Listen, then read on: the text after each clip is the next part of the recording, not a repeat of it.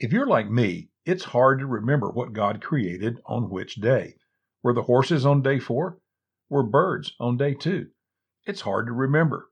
But give me about 60 seconds of your time, and I'll show you a memory hook that makes it easy to remember. God created everything in just 6 days. There is a pattern to creation that is very interesting, but it also provides an easy way to remember what He created on which day. Let's check it out. Day 1. Day 1 is probably the easiest for everyone to remember.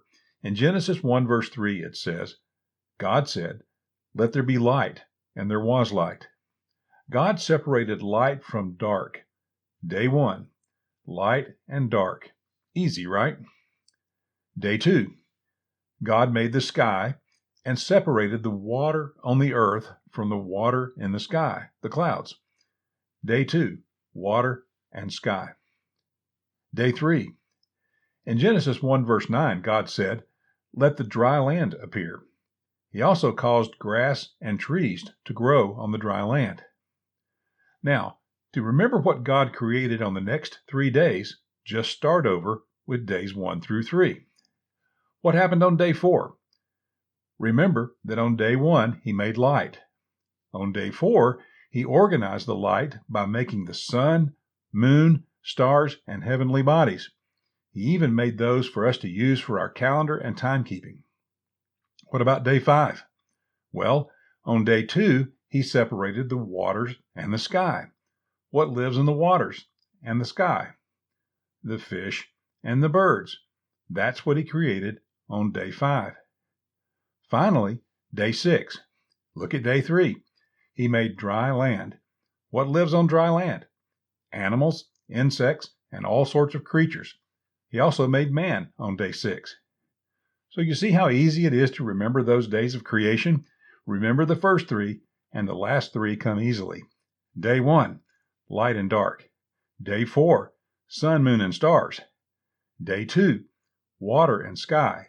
Day 5, fish and birds that live in the water and sky. Day 3, He made dry land. Day 6, animals, insects, and man. Isn't that cool?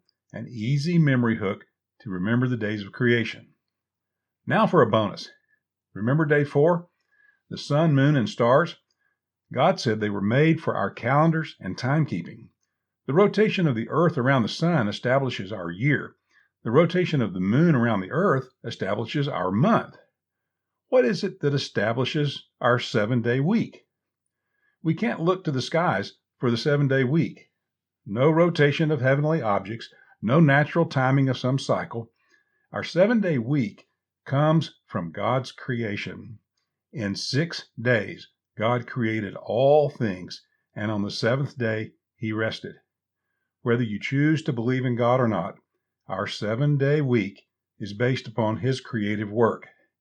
And we learn that only through His written word, the Bible. There are so many more interesting things to learn in the Bible. If you like this video, please give it a thumbs up.